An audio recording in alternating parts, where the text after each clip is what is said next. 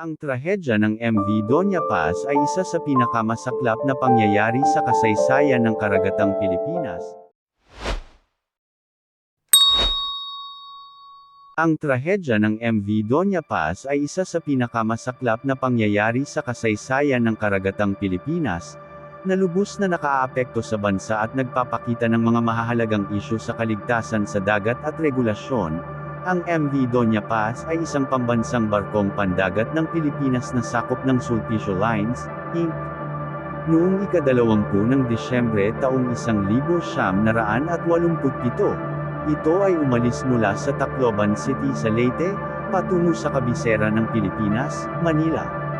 Ang barko ay sobrang puno ng mga pasahero, isang karaniwang gawi sa Pilipinong transportasyong pandagat noong panahong iyon.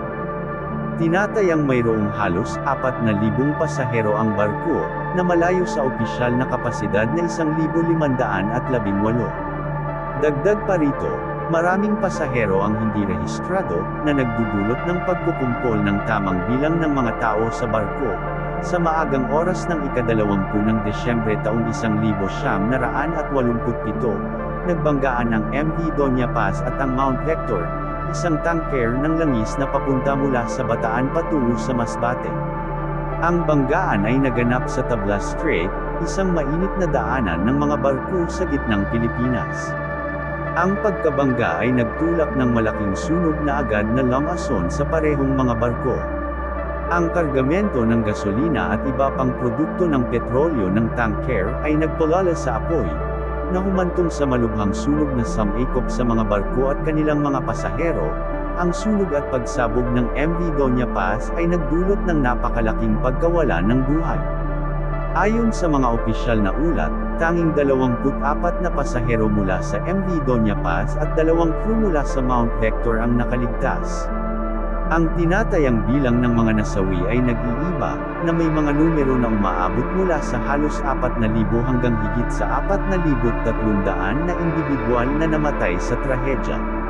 Ang kahirapan sa pagtukoy ng eksaktong bilang ng mga biktima ay nagmula sa mga isyu tulad ng hindi kumpletong listahan ng mga pasahero, ang malikot na kalikasan ng pangyayari, at ang matinding sunog na sumire sa karamihan ng pisikal na ebidensya.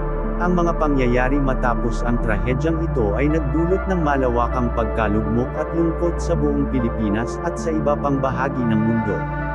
Ito ay nananatiling pinakamatinding trahedya sa karagatan sa panahon ng kapayapaan sa nakatalang kasaysayan.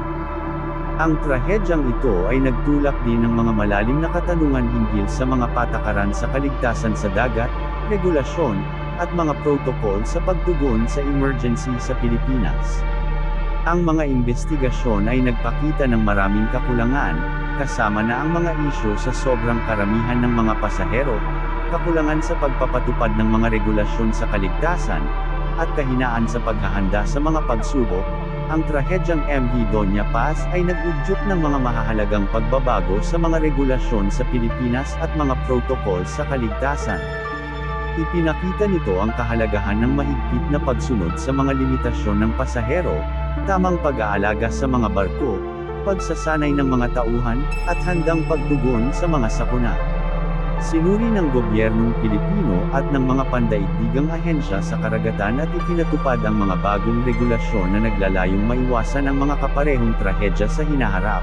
Bilang pag-alaala sa mga buhay na nawala sa trahedyang MV Doña Paz, patuloy na ginugunita at isinasagawa ang mga memorial at seremonya sa Pilipinas taon-taon.